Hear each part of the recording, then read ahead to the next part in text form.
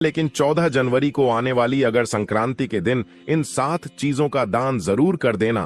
भक्तों, भले ही मकर संक्रांति के दिन आप पूजा पाठ या व्रत न कर पाएं, लेकिन 14 जनवरी को यदि श्रद्धा और विश्वास के साथ इन 7 पवित्र वस्तुओं का दान कर दिया तो समझ लीजिए आपकी जन्म जन्मांतर की गरीबी की जड़ हमेशा के लिए कट सकती है। शास्त्रों में कहा गया है कि मकर संक्रांति पर किया गया दान हजारों यज्ञों के बराबर फल देता है। इस दिन सूर्य देव उत्तरायण होते हैं और माता लक्ष्मी स्वयं ऐसे घरों की ओर चलकर आती हैं जहां त्याग, दान और करुणा होती है। भक्तों, इस एक दिन का सही उपयोग आपके भाग्य का रुख पलट सकता है।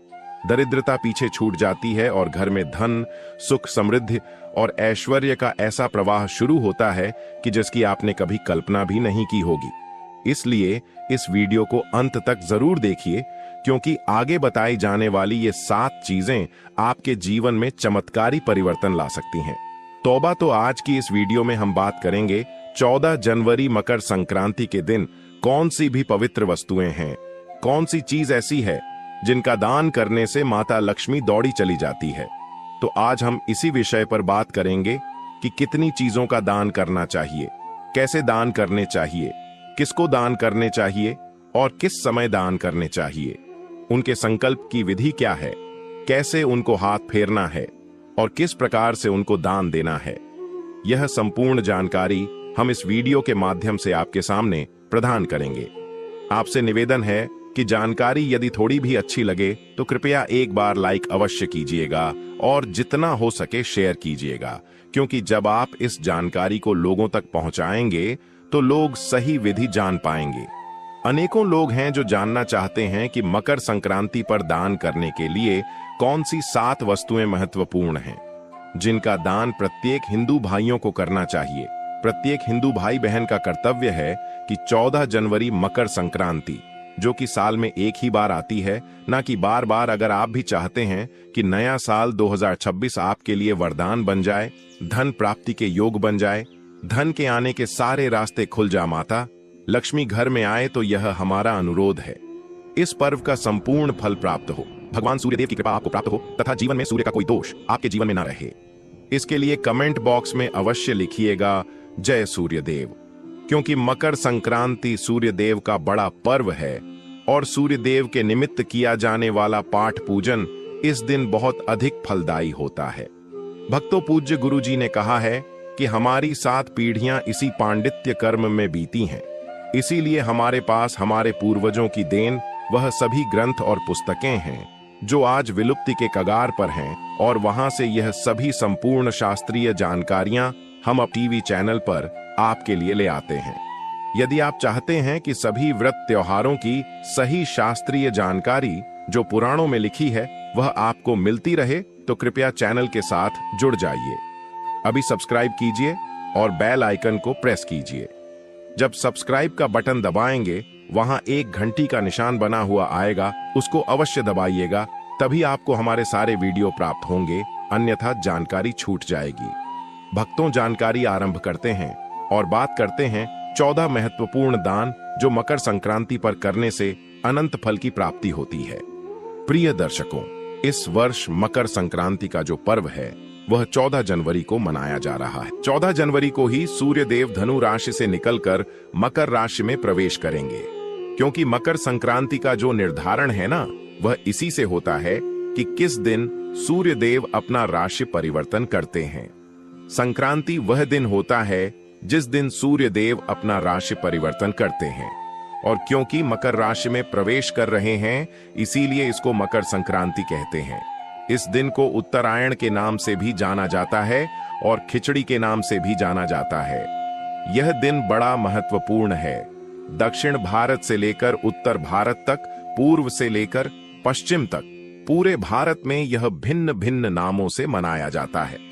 पूज्य गुरुजी ने बताया है कि शास्त्रों में कहा गया है, यह दिन दान, पुण्य और शुभ फल प्राप्त करने के लिए सर्वोत्तम कल्याणकारी है।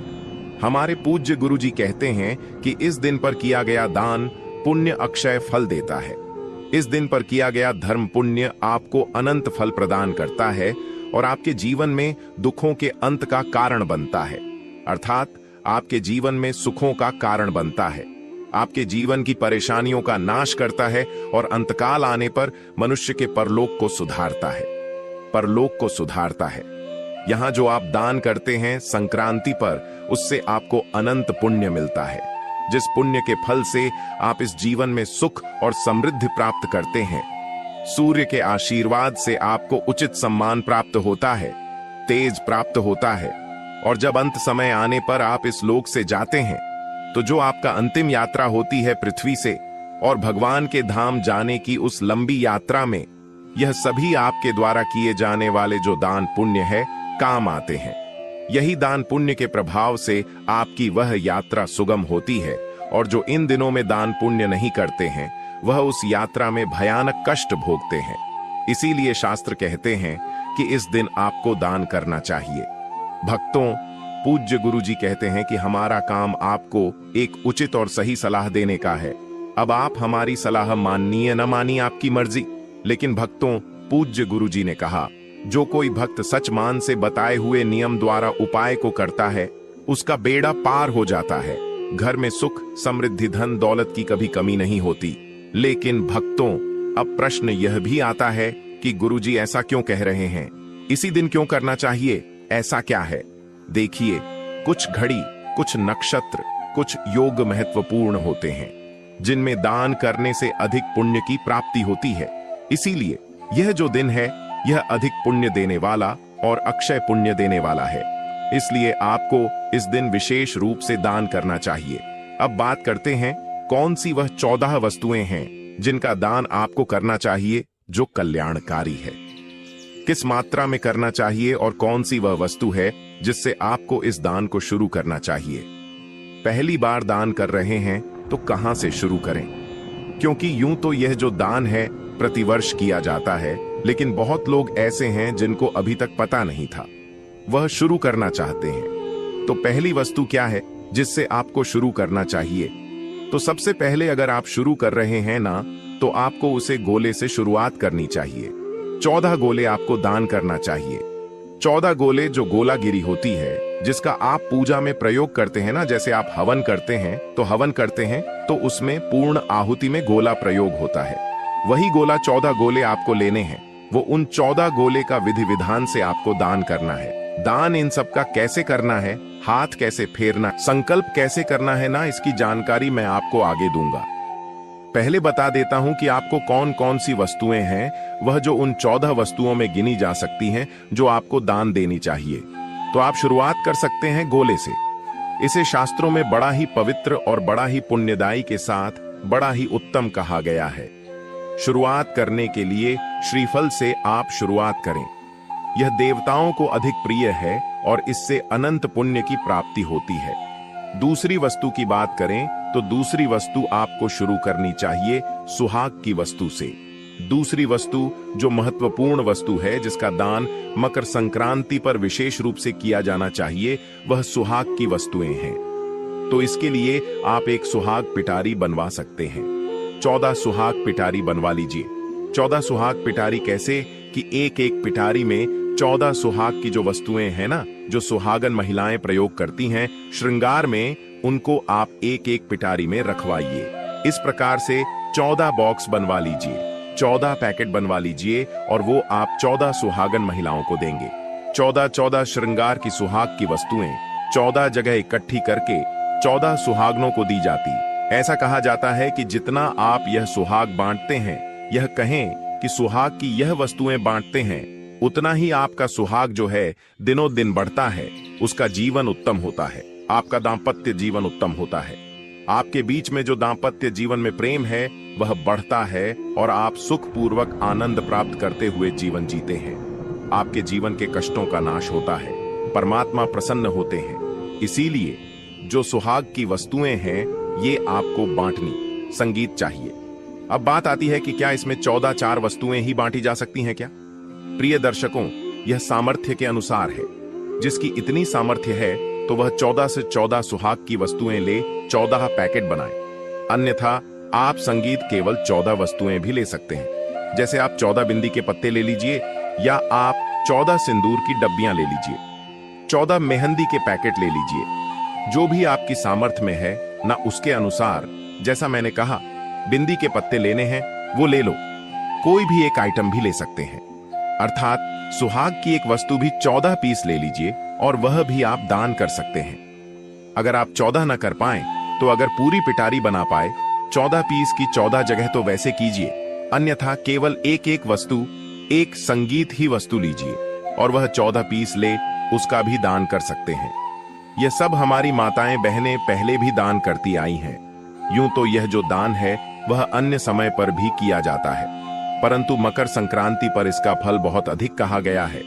यह दान किसे करने चाहिए? 14 सुहागन महिलाएं, वो कोई भी हो सकती हैं। वैसे तो शुरुआत करते हैं अपने पारिवारिक जनों से। जैसे सबसे पहले अगर आपकी सास है तो सास को दीजिए पैर छू के, सास नहीं है तो जेठानी को दीजिए।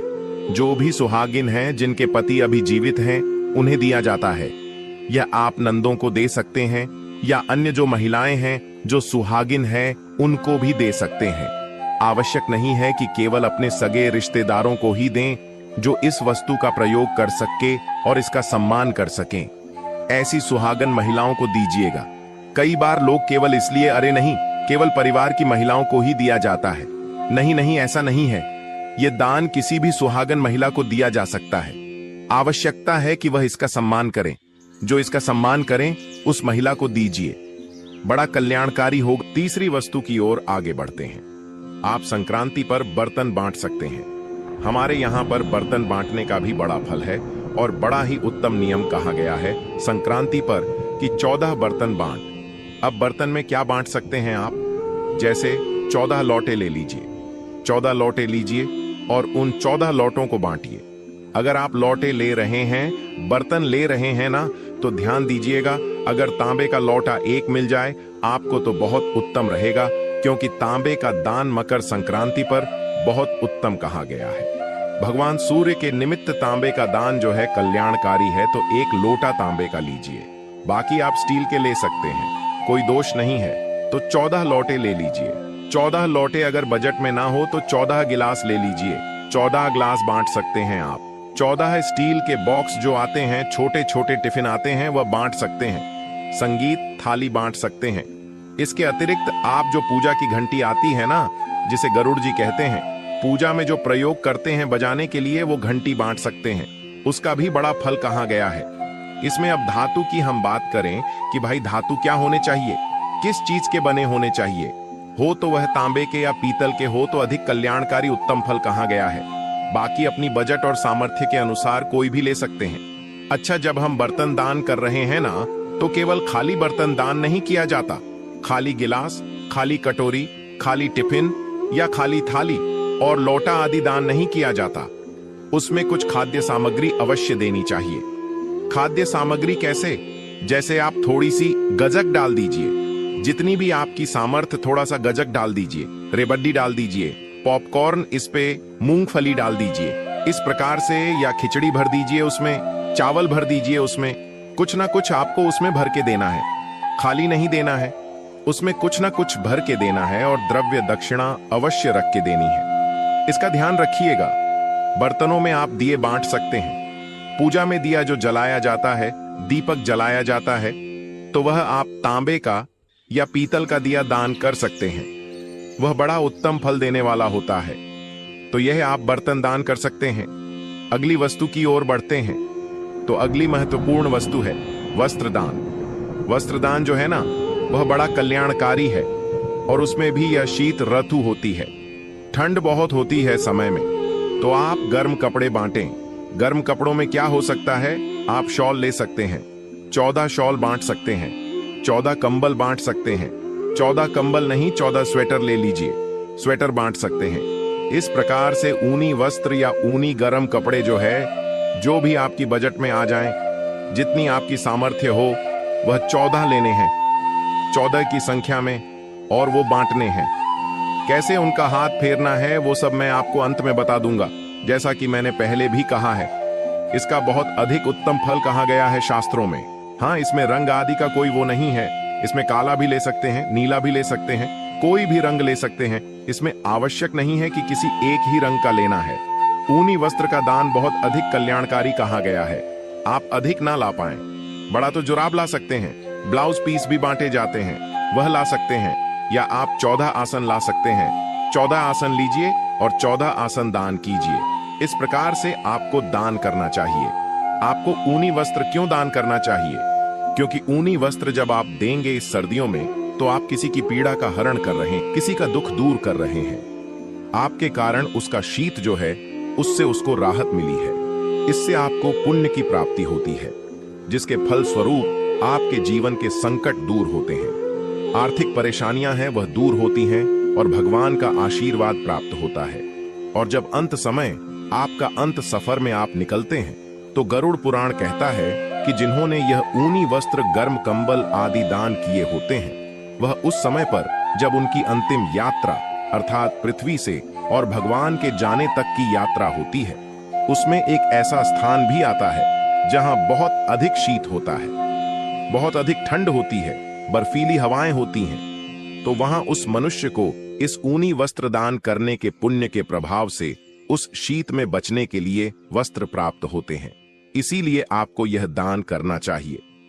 आवश्यक जीवन में एक बार ऊनी वस्त्र दान करने चाहिए। आप लड्डू गोपाल जी के जो कपड़े आते हैं ना, वह दान कर सकते हैं। सभी के घरों में लड्डू गोपाल होते हैं। 14 लोगों को आप लड्डू गोपाल के कपड़े बांटिए, वह बहुत अधिक पुण्यदायी होती है। इसके अलावा आप जूते दान दे सकते हैं, आप छाता दान दे सकते हैं। इसका बड़ा फल है शास्त्रों में। क्यों? क्योंकि ये सभी जो है ना, आपको अनंत पुण्य देते हैं। और वही फिर मैं गुरु पुराण की बात करूंगा। ये दान आपके अंतिम यात्रा में बड़े काम आते हैं। गरुड़ पुराण कहता है कि जब आपने यह दान किए होते हैं, तो आप जब अंतिम यात्रा में चल रहे होते हैं, भगवान के पास जाने की यात्रा में, तो उस समय बड़े ही पथरीले रास्ते आते हैं, जहां बहुत तीखे पत्थरी पत्थर पड़े होते हैं, कंकड़ पड़े होते हैं, और उसमें से आपको गुजरना होता है। अगर आपने उपादान अर्थात जूते का दान किया होता है, तो आपके पैरों में आराम मिलता है, आपको जूते मिलते हैं पहनने को। इसीलिए आपको करने चाहिए। छाते दान करने का बड़ा महत्व है। काले काले छाते को विशेष रूप से फलदायी कहा गया है। काले छाते का दान कीजिए इस समय पर, बड़ा कल्याणकारी है साहब। जब जीवात्मा अपने अंतिम सफर में होती है, तो ये आपको अत्यंत लाभ देती है। यह जो दान आप कर रहे हैं, केवल इसी जीवन में लाभ नहीं देंगे। इस जीवन के पर्यंत जब आपको अंतिम सफर पर जाना होगा, तब यह बड़े काम आएंगी। आपको टॉर्च दान करने का बड़ा महत्व है। टॉर्च देना बड़ा कल्याणकारी होता है। आपने देखा होगा सैयादान आदि में भी टॉर्च विशेष रूप से दी जाती है। यह जहां भी आपको अंधकार मिलेगा, जीवन में वहां आपको प्रकाश देने का कार्य करती है। देखिए प्रिय वस्तुओं, यूं तो हर एक आदमी यही सोचता है कि वह उत्तम कर्म कर रहा है और वह स्वर्ग ही जाएगा। सभी के प्रयास यही होते हैं, परंतु पता नहीं ना कब कहां कौन से पाप कर्म हमसे हो गए हो जाने अनजाने में, कब कहां किसका दोष मिल जाए। इसीलिए आपको यह दान पुण्य करते रहना चाहिए। यह आपके जीवन में बड़े काम आते हैं। जब आप पृथ्वी लोक पर हैं, तो पृथ्वी लोक पे इसी जीवन में काम आएगा, और नहीं तो आपके इस जीवन से जाने के बाद आपकी अंतिम यात्रा में यह दान अवश्य काम आता है। जीवन में एक बार आपको टॉर्च दान करना, छाता दान करना, जूता दान करना, यह अवश्य ही एक ना एक बार करना ही चाहिए। तो आप 14 जूते दान कर सकते हैं, 14 छाते दान कर सकते हैं, या 14 टॉर्च दान कर सकते हैं। यह वह वस्तुएं हैं जो आपके इस जीवन में भी आपको पुण्य के प्रभाव से आपके जीवन में संकटों को दूर करती हैं, और उसके बाद